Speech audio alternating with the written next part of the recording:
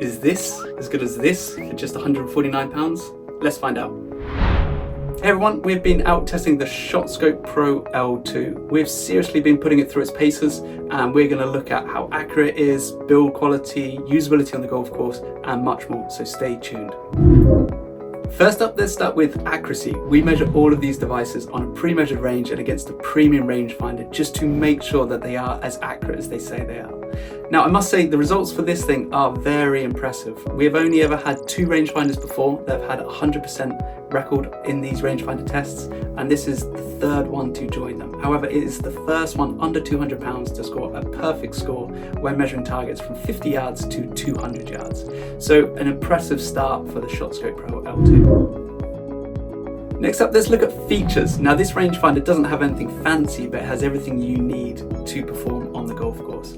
So we've only got 2 buttons on it, but I quite like that. We've got 1 button here, which actually changes slope on and off, which makes it tournament legal. And then we have 1 button at the top that fires the rangefinder, but allows you to adjust this between meters and yards as well. When you lock onto the target, there's a really nice visual on the screen, and that's combined with a nice little jolt so that you know that you are locked onto the pin. If we move on to speed, then again the ShotScope Pro L2 performs really well. It's not the quickest we've ever tested, but it's certainly above average. And the key thing is that for a rangefinder under £200, it never really gives you false readings. Now, that's something we tend to see in budget rangefinders that are really speedy, is they can pick up the background quite often. So really good in terms of speed, not the quickest on the market, but nothing to worry about here.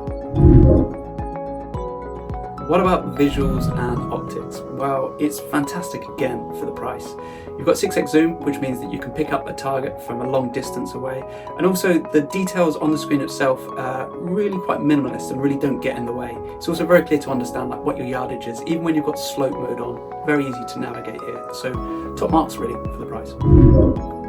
Let's talk about usability. As we mentioned earlier, there's only 2 buttons on here, so it's super simple to use on the golf course. On top of that, there's a magnet if you do want to attach it to a cart and quickly grab it as you go and hit your golf shot. There's also a really nice carry case with an elastic bungee cord so you can quickly grab it, put it back in your bag as you move between shots. So in terms of usability, can't really ask for much more. Fantastic rangefinder and super simple to use. Okay, on to build quality. Now, we really do try and test these to destruction, probably a little bit too hard. The ShotScope is supposed to be water resistant, and as you can see from our testing, it actually performed with flying colours when we tested it through 1 minute of pretty heavy rain and then 1 minute of light drizzle. I also managed to go out and play some golf in the UK, which meant it rained, and again, it did fantastic for a couple of rounds. So you've got no problems in terms of waterproof. We also do some drop testing just to try and understand if there are any brittle points or anything that you may want to look out for. Now, this did have a tiny fragment break off in terms of the battery case at the back, but I have to say it's still very robust, really well built, and even after that, it still performed really well on the golf course. Now, what about value? Well, this thing comes in at $149. And when we look at how it performs in terms of accuracy, it's the only rangefinder under £200 that has actually scored 100%. And on top of that, it is built really well. It's really easy to use. There's nothing really to fault here. So I can't fault it at all for value. And if you hang around to the end and look below, we've got a discount code so you can save a little bit more as well. So on to our verdict. What do we think of the ShotScope Pro L2? Well, as you can tell from our discussion so far, this performs incredibly well. It's the only rangefinder under £200 that has actually scored 100% on an accuracy test. On top of that, it's built really well, it's really easy to use, and it's got everything you really need as a golfer.